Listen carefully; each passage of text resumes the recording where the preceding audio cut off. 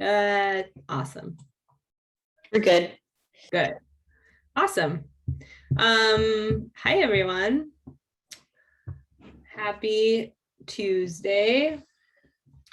Excited to have you all here.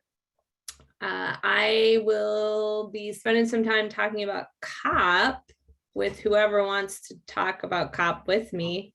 Jen might be popping in from Scotland. She may not, but she has added slides so I can talk through stuff for her. But let's start out first with everyone going around and introducing themselves. Probably share a brief announcement if you have one. And how about the location of your favorite work trip? Favorite place you had to go professionally? And I'll go first. I'm Kristen. I'm not clean. I am clean, but I'm not, I could change my name, I suppose, but I logged into clean today. I am clean too. And I'm with Climate Generation. I'm not going to share any updates because I'm going to talk a lot later. And my favorite work trip that I ever got to do was actually probably going to the COP in Paris in 2015. I'll pass it to whoever raises their hand.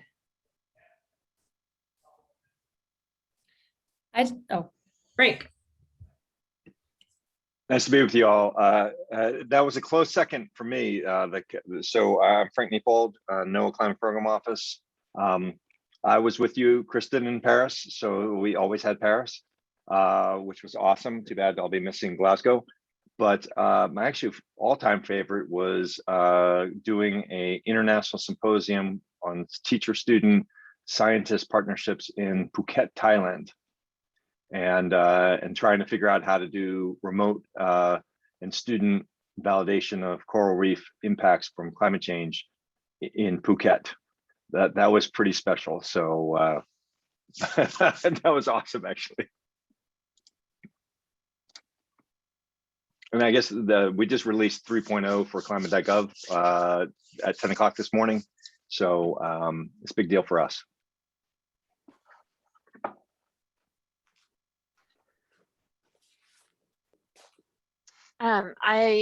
I'll go next. I had my hand up, so I'm just going to jump in. Hi, everyone. I'm Katie Boyd. I'm the Clean Program Manager and otherwise work at Serious Education and Outreach, joining from outside of Boulder in the traditional lands of the Cheyenne, Arapaho, and Ute. And my favorite, it's hard to pick a favorite. The one international work trip I've ever gotten to take, I got to go to Beijing, China, which was pretty cool. My first summer in graduate school, I was using data from there that didn't actually work out that I couldn't really use. But we got to go there for a conference with the folks who were kind of managing the data that never really appeared as much as we thought it would. Long story, but the short version is that they couldn't get the instrumentation into the country because China. So that was interesting to be there for that. But I also really love some of the places in the US I've been to, and New Orleans is one of my favorite places to go. So I'll mention that. And then announcements, Clean is running their webinar series. I'm sure several of you have reached out to help us advertise this, and we had our first one yesterday, and they're running for the next 5 or so 6 weeks. So the Clean webinar page is in the chat if you're interested in helping spread the word. Thanks. Wendy. Greetings all, Wendy Abshire, Director of the AMS Education Program, joining you today from my DC office. Second trip here since pandemic began to ease in ways that we define going back out into the world. No announcements today. Looking forward to the info about COP and favorite trips. I have to say too, they were in very close succession. 2 years back to back, participating and presenting at the European Satellite Conference, the EUMETSAT Satellite Conference. And it was held in Cordoba, Spain. once and in Oslo, Norway the other time. One time I went alone with very little Spanish speaking skills. And the other, I was able to bring my husband with me, and we got to have a glorious exploration of all that is the beauty of Norway. Over a very long weekend, we packed in as much as we could. So those were amazing experiences. And I think of them often. That's it for me. I see lots of hands up. Who raised their hand next? I think Frank's in an airport. I'm worried he's gonna leave us, so let's let Frank talk. Yeah, actually, I figure I should explain the mask. Yes, I'm in the airport. There's a Seattle airport where the first leg of the journey to Glasgow got a really long layover. So I figured, yeah, let's chime in and be with you guys this morning. So Frank Granshaw, I'm Portland State and also Greater Portland Sustainability Education Network. Sorry about the announcements in the background. That's what you get when you do this from an airport. And favorite workplaces. You know, I've never been, with a few rare exceptions, I've never been lucky enough to have an employer that would actually pay me to go places. So, but do lots of vacations that are work related. That's the nice thing about being a geologist. You can use all sorts of excuses to do photos and vacation in places. So my favorite place that would be sort of work related would be Iceland. That was definitely a highlight. A lot of other close seconds, but anyway, yeah. So, and I have no announcements. I'm sure I'll have more later, but not today. Thanks, Frank. How about Eric? Hi all, Eric Havel from the Community Resources for Science in the Bay Area, California. Favorite place was, took one for the team and went to Honolulu, Hawaii as part of one of the Aztec annual conferences. That was probably, gosh, 10 plus years ago.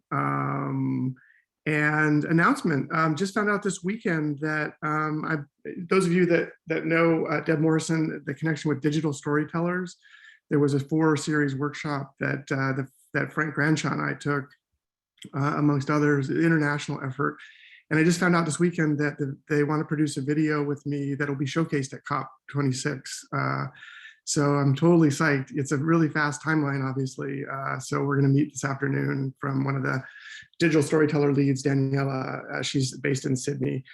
And yeah, it's going to be sort of the focus of the thing will be telling a this climate story. Sort of, it'll be how I got interested in climate science, which was in very short synopsis of that is looking at our climate as it compares in the Bay Area, as it compares to 4 other climate zones around the world that are similar, Mediterranean climate zones, but with the lens of solutions and looking at communities, individuals taking action within their local communities to sort of help solve the climate crisis. So with a kind of a lens on diversity and equity inclusion. So totally psyched about it. It's like a 2-minute video, but they create really great work. And so now I'm sort of on this fence of like, oh, it'd be really cool to go to Glasgow, but it's sort of at the 11th hour to make that decision. So I don't know. And obviously there's digital presence possibilities, so not sure. And then really quick, a shout out to Jim Callahan. The video that you produced as part of the Aztec conference was awesome. Really, really nice piece of work for those of you that haven't watched it. Thanks, Eric. How about Jim? Oh, Jim's on the phone. How about Todd? No, I'm here. Thank you. Oh, you're on Thank our you. phone. I got it. So, okay. So indeed, so Jim Callahan, climatechangeeducation.org. When we have time or overtime or whatever, definitely came off of the 2 conferences. The last one was actually the California Association of Science Educators. So what's going on with the largest state in the union around climate and energy education. And then indeed, Aztec, I felt was very important for us to be represented and do there. Our video was what people could see, but it can engage with many different sessions. And for those who may not be quite familiar with Aztec, essentially, you can look at them as the science centers are the largest education places that are STEM-based for the general public in every major state, every city in the country. There's essentially a science museum that's represented there in every major state of the country. It's an enormous place and drawing them back to work with clean. So I'll put the link to the video because I do want people to see a lot of you are referenced in that video and play up in there. So Don, definitely you included. On favorite trips, it's hard to beat. I mean, that's kind of blasé maybe for some folks, but it's hard to beat. When I get to be physically with the students that I co-teach in Washington, D.C. It's just to be there. We have the first full year K-12 class on climate action. It is climate education and energy education, but it's primarily on the students taking action. And it's really tough to beat just being with the kids and going to museums and going places and working on their action stuff. So that just continues to be my favorite. Thank you. Thanks. Don, you're next. I am Don Haas. I'm the Director of Teacher Programming at the Paleontological Research Institution in Ithaca, New York. And my favorite work trip goes back quite a while to when I was a grad student. And my advisor, Jim Gallagher, who was actually an early president of NAACP, he had a cool gig where he taught these courses all over the world called Environmental Field Studies of fill in the blank. And as a grad student, I got to be the course assistant on the Environmental Field Studies of Alaska course. And so we spent 19 days wandering around Alaska with a bunch of teachers, and that was pretty darn cool. Oh, and one announcement that is not from me directly, but the federal agencies were asked to produce sustainability action plans that came out on Thursday, which is an interesting set of documents to take a look at. And I'll note the Department of Education is not the most interesting or I think relevant one for most of us to look at. There's pretty interesting education initiatives within the Department of Transportation and USDA's plans. Oh, and I didn't click return to put it in the chat. There it is. So there's that. Thanks, Don. And you Tiffany. can see the changing climate from how the sun hits me over the course of the year in these calls. I'm sitting in front of my south-facing window. Tiffany. There's two of us. Go ahead, Tiffany. Yeah. Your hand was raised before mine, Tiffany Boyd. Tiffany Boyd was the first hand, but Tiffany must be a Colorado name or something, huh? I don't know. I came from Texas originally, so I'm Tiffany Forman. I use she, her pronouns. I am with UCAR and NCAR, with the UCAR Center for Science Education. And I think I wasn't sent directly by a job, but I myself found volunteer work and worked with some organizations in Cameroon. I traveled to Cameroon twice for a month each and connected with some environmental education organizations there, where I worked with helping them develop teacher resources and look at teacher needs for integrating more environmental issues into their education programs. So that was by far the coolest work related trip that I've taken, even though it was on my own. Awesome. How about Tiffany, number 2? Thanks. Tiffany Boyd, Director, Classrooms for Climate Action, based in Louisville, Colorado, which is the traditional lands of the Ute, Cheyenne, and Arapaho. And had the opportunity to teach in Montevideo, Uruguay for a year, which was pretty awesome. And let's see, announcements wise, we continue to be inspired and driven by Mark McCaffrey's work on Powers of 10, and the sweet spot is local climate action. We have kids getting ready to testify in front of the City Council to adopt net zero building codes for all new building. And we are just trying to create our hive of climate action. So, yeah. Awesome. Gina. Hi, everyone. I am Gina Fiorelli. I am am the new clean coordinator. So I work with Katie through CU Boulder. And I would have to say, I actually really loved going to Sundance, Utah for the Collective Impact Summit that Frank, organized. And many of the other people on this call were also there. I've been on international trips, but I don't know, there's just something about, it was my first time in that part of the country and it was really beautiful and I loved it. So, yeah.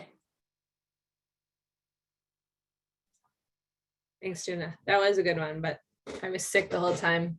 Minnesotans don't do well in the mountains. Ginger. Oh, that's a really hard question. I'm Ginger Wireman. I'm in Eastern Washington. I work for the Washington State Department of Ecology on Hanford Cleanup officially, but do other sustainability and environmental education when given the opportunity. And I actually used to be a water quality agent for our extension service. And probably my best work trip was when we were doing a master watershed stewards class and we met up on the upper waters of the Cle Elum River during salmon spawning, and we actually held hands and carefully walked out in the cobble, and the fish were swimming around us while they were building their redds, and it was absolutely breathtaking. So that's probably it. That sounds so lovely. Who else has not raised their hand to introduce themselves? Mike. Hi, I'm Mike Huffman, Professor Emeritus at Cornell University. Announcements, as of 20 minutes ago, I committed to go to COP26, looking forward to it a lot. And as to a work trip, I think the most intense and amazing was taking 10 students to the Mekong Delta in Vietnam to see how climate change is affecting that part of the world. A lot of history there that they were simply not aware of. So it was a real intense and really great experience. And I took 4 of those students to Washington, DC to tell their stories to their congressman, thanks to our government relations people.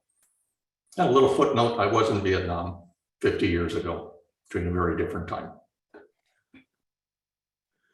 Wow, what an intense, that sounds amazing. Wow.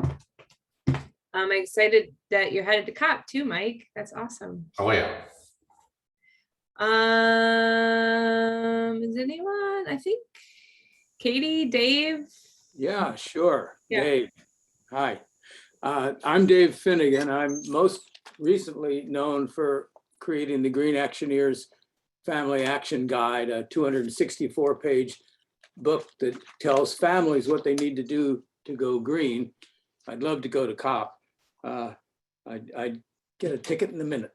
But the most exciting place I got sent was I volunteered to be the rapporteur for a UN conference in Bali. And so this was 1970, and it was the UN climate conference, population conference. And so we held the conference in a beautiful hotel for a week. And then as the rapporteur, they gave me an extra week in Bali to write up the results of the conference. And if you're the rapporteur, you get to write whatever you want that happened in the conference. So I pushed everything in a direction that was good for the world. And it was really exciting, not only to be in Bali for an extra week, but also to get to write up the results of a United Nations conference. So love to do it again. Awesome. It reminds me, I don't know if it was the year we were in Paris, but one of the years of the COP, there was some young people that had a Google Doc. They were taking notes in the negotiations but they also were adding in like humor and perspective, sounds similar to your rapporteur. And it was actually fun to read rather than like the usual wonky notes on things. It was really interesting. Katie, did you have anything you wanted to share before we pop in? I went first. Oh, you did. Sorry. So long ago. I know, I can do it again if you want, but clean webinar link, I put a second one in the chat. I will just say, because I linked to our recordings instead of the top of the page. So I'll mention that. Cool. Awesome. Well, I'm gonna jump in. So my plan, and I'll share my screen here, is to just run through a few slides that have been crowdsourced to some extent because I asked other folks to add in things about their participation in COP. But my plan today is to just share out a little bit about the work that Climate Generation is doing for COP, as well as the other folks that are in the US ACE Coalition, at least the ones that have added stuff to this. And then also if there's other things that people want to add, I know Frank, you might have something you might not want to add. I don't know, Mike, you have things to add. I also, I'm going to share the slides at the end here for anyone can grab them, and you can, we have post-it notes, virtual post-it notes we can add too. So, I'm going to start from like the assumption that not everyone knows what the heck COP is, and go down from that perspective. And also what, even more specifically, what COP26 is all about. It's being called the last time the world can actually stay below 1.5 degrees Celsius, a very pivotal moment in time.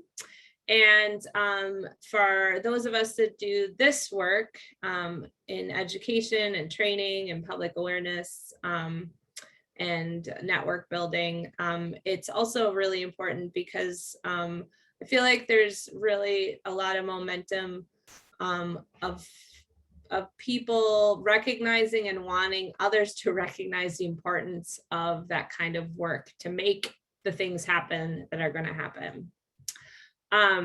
So just because I'm giving the presentation right now to give you a little feedback, perspective on who we are, our organization that I come from is focused specifically on climate change solutions. And we work with youth and educators and community and what we call influentials, which could be the governor of a state, as well as just about anyone who has some sort of leadership role in their space.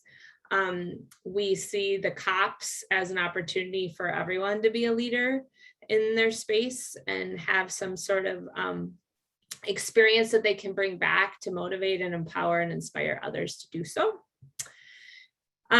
So window into COP26 is I'm trying to think what number COP for us. We started bringing delegations to the international climate change negotiations in Copenhagen. The process of accreditation for an organization is a little bit tedious. I'm glad it happened before I was on board at Climate Generation. But since that time, we have either supported folks to attend the climate change negotiations, or as a staff actually brought a very focused and specific program. A little snapshot into some of those programs. Up in the upper left-hand corner is that first year in Copenhagen. That delegation was youth focused, youth in college age youth from around the Midwest. It was a focus on how those of us that live in the Midwest, we are, if you put us together as a country, I believe we're somewhere between 3rd and 4th as polluting country, if we were together as a country, because of all the coal and burning that happens here. But we also have some of the highest potential for solutions and momentum in that area. And it was an opportunity for us to have youth educating in their places from Indiana, Minnesota, Wisconsin, Iowa, Michigan, and then bring that voice to the COP. We supported a delegation of folks then to COP21 was the next time we actually brought people. That was the year that I was able to attend, and we brought a delegation of 12 teachers from across the country. They brought the voices and stories of their students You can see that blue book that Dr. John Holdren, the Obama science advisor, is holding in that picture. We had the opportunity to actually meet with him. Thank you, Frank Leopold, for the setup. And in the US Embassy in Paris, super cool place. And it was a really powerful moment. And he was supposedly, he brought that book of student voices back to the president to read. We also have brought business delegation, Target, Best Buy, General Mills one year, and then COP23, we actually focused on a multi-sector delegation, starting to really think about how the work that happens that goes into these solutions happens in so many different sectors. So we brought a state senator, the Speaker of the House from Minnesota, youth, an Indigenous leader, philanthropy, our science lead for the Department of Education, and an environmental lawyer. So thinking about like all the different kinds of solutions that go into it. And this year, we have chosen to really specifically focus on ACE, Action for Climate Empowerment, and put a nationwide application out to folks, asking them how they in their professional lives are supporting education or training or public awareness building through their work. We are very deliberate in selecting folks that also were representing frontline communities, knowing that this COP in particular has some serious challenges to equity-wise as far as getting folks there. And also that there's some pretty serious, these serious challenges that are really growing exponentially in the international and local climate realm is really facing those communities most. So we actually just had to switch out a delegate last week. We lost our delegate who was from Chicago Public Schools. She was awesome because Chicago rescinded her time off because of COVID. There's no substitute teachers. And replaced her with Bella, who is a college student at McAllister College studying environmental policy, also Scottish. So she's going to be, she's going to teach us the language. Julieta Rodrigo is from Miami, Florida. She is the youth lead at the Clio Institute, one of our awesome partners in this work. And she will be attending week 1. Betsy Wilkening is just now coming off of a career at the University of Arizona in professional development of teachers in water and climate change education. She's been a NOAA grant recipient, and also is the president of the Polar Educators International right now. And she is has worked with us for a long time as well. Kyle Hill is an Anishinaabe leader from Minnesota. He is currently working with University of North Dakota and Johns Hopkins, focusing on mental health and climate change. And obviously a member of the Anishinaabe Nation. I believe he's with Red Lake Nation, which is in Minnesota. Ashley Fairbanks is also Anishinaabe. She does the social media for Honor the Earth, which is Winona LaDuke's organization that's been fighting Line 3 in Minnesota, as well as social media coordinator for the 100% campaign in Minnesota, which is one of our clean energy campaigns. And Nicole Donaghy is Dakota.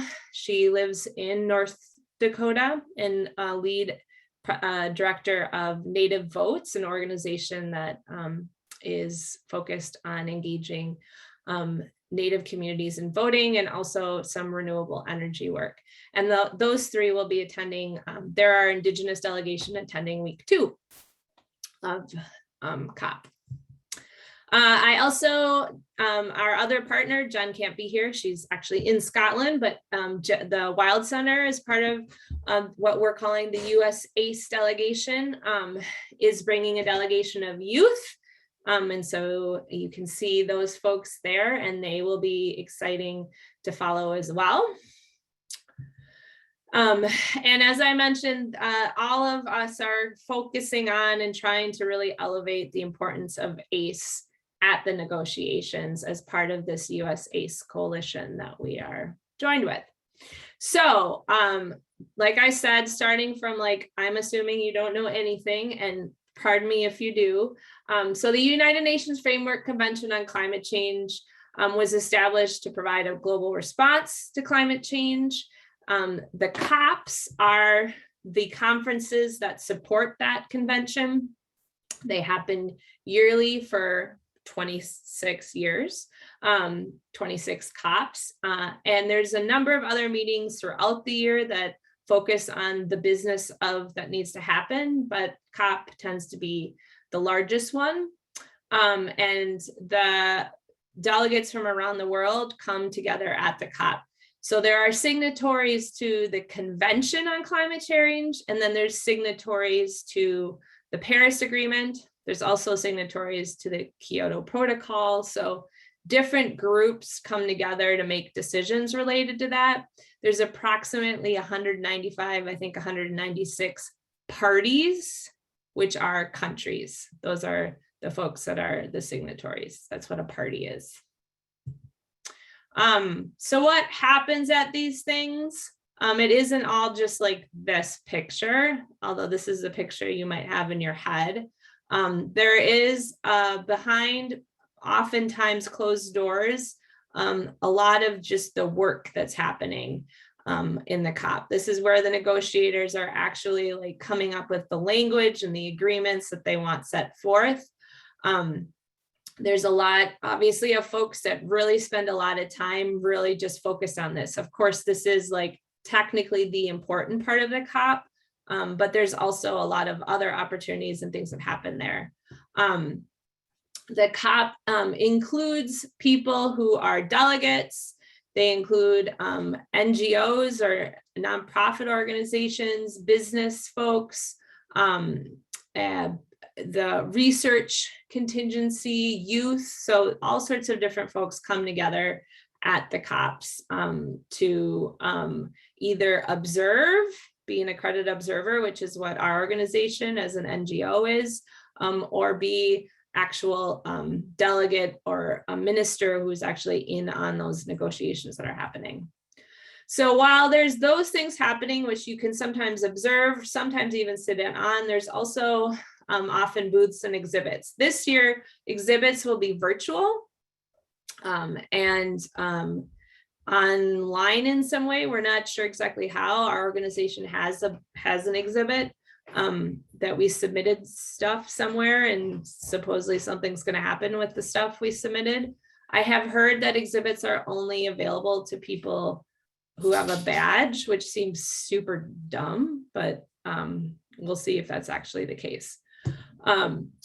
There's also pavilions that are hosted for various organizations. This is obviously an organization that emerged when our former president was in office. The We Are Still In campaign, which has now been changed to America's Still In. They have a pavilion and throughout the conference center, essentially, where there's different events happening. So while there's formal side events and presentations, there's also events and presentations happening in these pavilion areas. So it's like presentations upon presentations. And there's panels that are happening, that are formal side events and presentations as well. You put in proposals to speak at these. There is a few things still kind of coming out. Things are still coming forward, and I can share with you kind of the list of things in a while that may feature some of the folks that we all know. And those will likely oftentimes be live streamed. So we'll be sharing out the opportunity for people to participate virtually. There's also actions that are sanctioned in the COP. So you can actually propose to speak out on something important as long as it's under certain guidelines to the COP. This particular group was speaking out on the red forest and how they, in Latin America, that actually ends up actually being counter supportive of indigenous tribes, because it oftentimes just takes over land that they're living on and saying you can't use it. You are not allowed in the COP to have an unsanctioned action. The last couple of years, however, things have been getting more and more tense at the COPs, and there have been a number of them. And in that case, your badge is often removed and you are kicked out of the COP. So we ask our delegates actually to sign an agreement to not participate in things, because we could lose our accreditation with that. And then there's all sorts of things happening outside the COP. There's art exhibits. There's also what I showed you is the blue zone. There's a green zone that anyone can attend. That is another whole conference this year that's being held across the street at the Science Center. There's also other events this year. There's the New York Times Climate Hub is doing speaking, and I'll show you a list of those things in a second as well. So there's different ways that you can read about like what's happening at COP this year, like what needs to happen. I have kind of boiled down the points that I think are important from the things I've read here. Obviously it's the number one thing here is we're trying to limit warming to 1.5 degrees Celsius. The way that happens is by countries actually delivering like new ambitious goals for greenhouse gas emission. The countries submitted them in Paris. They're now supposed to be submitting them again, and how they're going to do that. Climate justice is imperative at the talks always. This year that's really showing up, I think, in the talks around loss and damage, which is where the discussions around how we're actually compensating countries for the impacts that are happening, especially countries that do not have the resources to do anything about that. And then also climate finance, which is how are we supporting countries to build the infrastructure to actually fight climate change or add renewables. So kind of two sides of the same coin. And for us, as I mentioned, this kind of scale of action that we're talking about, we know demands this whole of society approach, which is one way that we're talking about ACE. And so we know that for these things to occur, we also need to be financially like supporting ACE. We need to be actually integrating it in across loss and damage and climate finance to like build public will around those things. It isn't a separate thing. It's something that needs to be integrated across. And we just sort of talked about that. Why ACE? We know everyone hears the choir. This is actually the most important stuff, right? This was put in by Isatis. She was sharing out some of the things that are happening through Citizens Climate International. She's not here. I'm not entirely sure what this is, but I would look up #OpenCOP. I know she's working on a virtual platform. And this virtual lab also through them. So we'll find out more information, but Citizens Climate is one of our big ACE partners this year. Here's kind of the big ones that we work with organizationally. We're part of this Power Climate Action campaign, which is essentially international focus on ACE, the US ACE Coalition. And then as a member of the Climate Action Network, our organization engages in a lot of kind of more focused press conferences and networking with organizations that are similar to our work.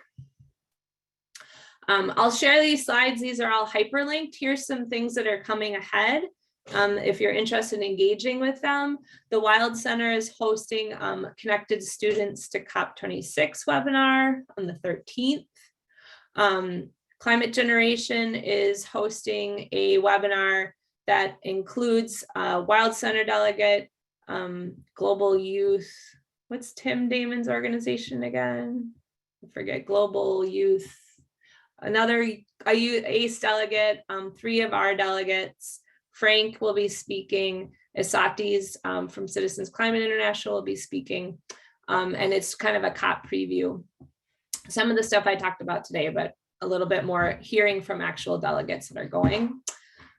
We send out as an organization a daily digest that features pictures and blogs and video from our delegates and from what we're seeing on the ground. There is a teacher workshop happening on the 3rd that's focused on understanding COP, followed by the next day an actual connection with educators in Glasgow. And then on the 9th, those of us who are in Glasgow on the 9th will be just calling in to clean and doing a this is what's happening kind of call. What happens there? Well, there's some super high level themes that are chosen for the COP. And so that schedule kind of, as you can see, includes anything from the finance and energy to a day, Friday the 5th will be that youth and public empowerment ACE really is featured that day. I would, if you're a social media user, that's a day I would follow a lot and get on virtually. There's going to be a lot of opportunities there, I know. These are also hyperlinked if you want to check them out. There's side event schedule is up in the blue zone. There'll be virtual exhibits. The green zone also has the schedule up. Another event happening during the time is the People's Climate Summit, which is more, I would say, progressive voices pushing. And they're also organizing the march that happens on the 6th. And then the New York Times Climate Hub is also happening. So if you're interested in following Climate Gen Delegation, you can subscribe, you can follow us, and I'm going to share these slides, like I said. Also, the Wild Center delegation also is updating their blog and their social media. And then if you haven't already joined the US ACE Coalition, please sign up to join now. And that's the end of my slides. These are here in case there's things that people want to add or share. I'm going to stop my sharing and see if there's questions or thoughts or anything. And I'll share these slides. Did you already put it in the chat? Because the chat's gotten really big. Oh. Are you going to put the slides in the chat now, or where are they? I'm going to right now. Okay, thank you. There we go. Is there questions in here? Well, not a lot. I don't think so. I think it's people sharing information, but Dave asked whether he thought it would be worth trying to go, and I think you probably should try to go. Lodging is your biggest barrier. And we just, we're almost confirmed on a panel on line 3, actually. I'm pretty excited about the US Climate Action Center said they're pretty sure they're going to put it. We have 5 folks. Well, we have there's 55 folks from Minnesota attending the COP this year. So we're coordinating all together, and a large contingent of them have been frontline line 3 folks. So we're pretty excited about that as well. It includes actually 2 of our representatives who sent a letter to Biden about line 3. So any other questions, thoughts? Frank, your hand's up. Yeah, Kristen, I mean, one thought is, like you just mentioned, there are 55 people from Minnesota going to COP. And I always find conferences as an opportunity to see new alliances, new collaborations. And I mean, COP26 is going to be very interesting for a lot of reasons. But I'm wondering if the energy to get the COP26 in this case translates into new collaborations within the national circumstance back home. You know, because I mean, really, as Tiffany, you mentioned, that the heavy lift is subnational across, with is what came out of Mark McCaffrey and Abby Ruskies and others on the sweet spot paper. But I mean, ultimately, the heavy lift is back home. And what do you think is going to be on the other side of COP26 when we come back? Me? Are we going to build? Yeah. Are we going to build new alliances? Are we going to do new partnerships? Are we going to be more effective as a result of COP26? I hope so. I mean, I also, I've been reading a ton of articles lately about COP, obviously, and I really enjoyed, I'm trying to think who wrote, I think it was in Sierra, but there was one perspective on this COP that was said that, like, what if we think of success for this COP actually as just us all re-engaging in international negotiations? Because Paris was a really great example of, like, maybe we didn't make the best commitments. Like we were still at 4 degrees or something at that point, but like people engaged in international diplomacy there. And that hasn't happened since then, because I mean, people, I think it really, they're like, well, be prepared to be really disappointed. And I'm like, this isn't where the action really happens. Like, I'm not counting on this international level, like, to be the solving of our problems here. But I do hope that because people are making these significant efforts to get there. And also I see folks that are going this year who they have the privilege to go this year, really taking an opportunity to elevate the folks that can get in there more and hear from them. So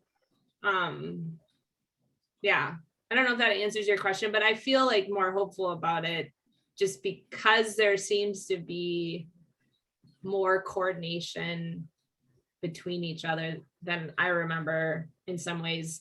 More real coordination. Like, Frank, I know when we did Youth for Climate, that was like this sort of social media cooperation, but this year I just feel like there's a lot more coordination, just like real, like, oh, let's get these presentations in together and let's like make sure we're doing this together and meeting up. Like, there's a lot of bridges, like Asatis and Tim have been a good bridge to like more international folks. And like, I don't know, I feel more hopeful about that. Thank you, Kristen. That's awesome. Great for perspective. Any other thoughts or questions? Well, it's kind of a comment, thoughts to Frank's question. And so some of you guys know, so I work for the state of Washington at the Department of Ecology, and we basically killed our environmental education, I don't know, around 2012, around 2010. And don't do any kind of environmental education or outreach aside from what is required by law related to an environmental permit. And I have tried to bring this up, and it has just fallen on deaf ears. And so last week I watched my governor in the forum at NAAE, or I guess it was 2 weeks ago now, and Frank was there, and Frank was on the panel. And the governor is clueless about what's actually happening on the ground, which is not a whole lot, in my opinion, as an environmental educator. I'm not seeing it. And he did talk about disparities and that there's an inequity in what's going on around K-12 education, because the audience is primarily K-12. But like that our agencies are not doing the most basic drought education or fire safe education or heat protection education is just really frightening to me. And so, to me, what I hope will come back after is if people have these aha moments. Another thing is in Frank's comments, he talked about one of the problems with, I don't remember if you said humans or Americans, but that we're not good at systems thinking. And before our environmental education system in Washington State collapsed, Abby Ruski was head of our E3 Washington organization, and we had focused for several years on systems thinking. And we had Peter Senge as a keynote speaker, who's like a corporate systems thinking guru, and we lost all this momentum. And so if you guys see similar problems in your states or whatever, push back and speak truth to power. Because, like I put in an application to be in the governor's climate thing, and I'm sure I will not hear boo. I don't know who will, but I bet you they won't even call me. And I am a systems thinker, and I have probably way more connections than a lot of the other people who will apply for that position. And there's words and there's politics and there's action, and they are not coordinating in Washington, as shiny and nice as it all sounds when the governor speaks. And so what really scares me then is if we have this overt presence of our governor saying one thing, but as a state employee at our environmental regulatory agency, I see a completely different thing on the ground. What's happening in the states where it's not even being acknowledged? So I don't know. This is just food for thought, listening to me complain, sorry. And Dave, his book, and I am going to share your book and tell people to buy it, but yeah. No, but I lived in Edmonds, Washington for 23 years. So my heart is in Washington, although my feet are in Florida. I want to just caution everybody about thinking they might get wetter change in Florida. is going to happen from the top down. It doesn't. Change happens from the bottom up. And that's why we wrote the Green Actioneers Family Action Guide without any reference to climate change, global warming, or sea level rise, because it's an ecumenical book that any farmer, any fisherman, anybody who's an outdoors person can get into and go, wow, this is really good stuff. We need this. But it is not a climate change scary story. It's all about here's how great it'll be when we do everything right, not here's how bad it'll be when we do everything wrong.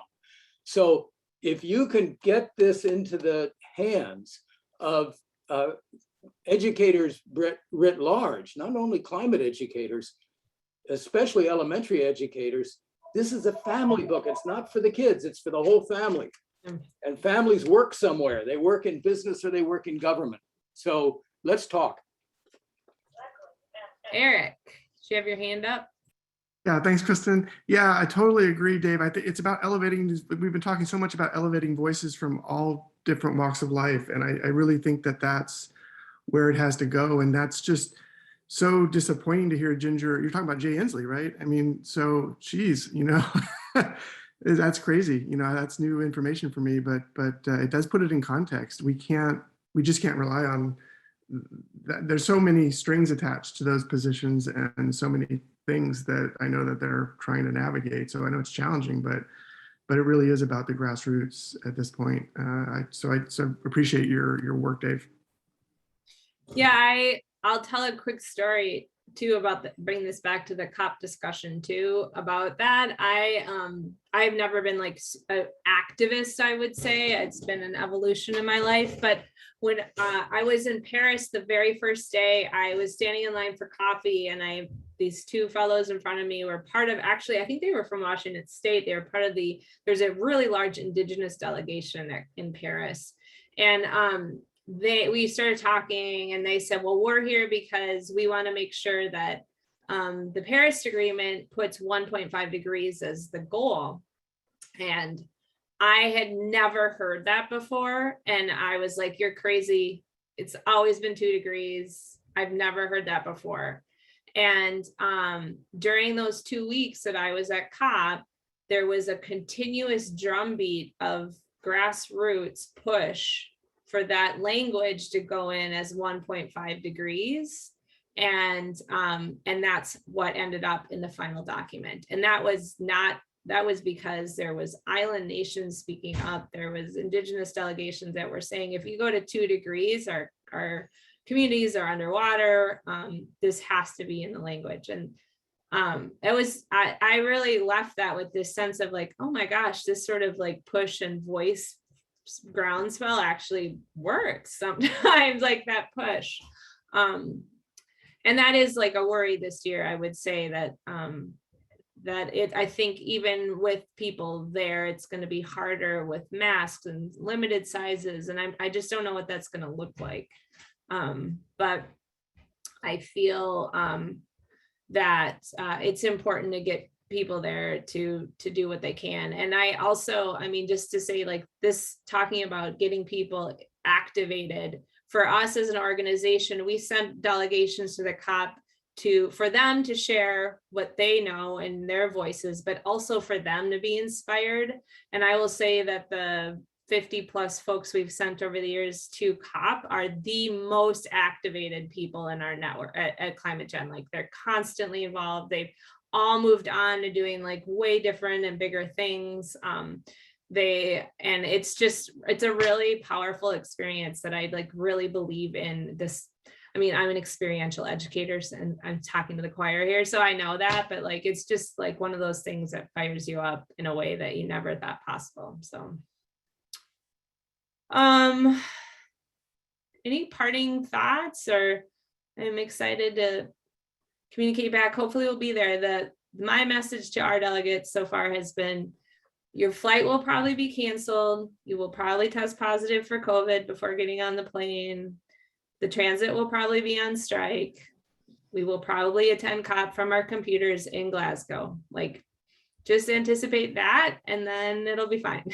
Because I think that's making sure that everybody, when people are doing these various online attendance things, trying to make sure that everybody signs in on the chat with where they're coming from, and then recording all of that so that those can then be shipped back to elected leaders, that, you know, even though these bodies weren't in Glasgow, these are all the people that participated in this event, and they were all over the world, and they took the time to log in at 7 a.m. Pacific time or whatever, you know.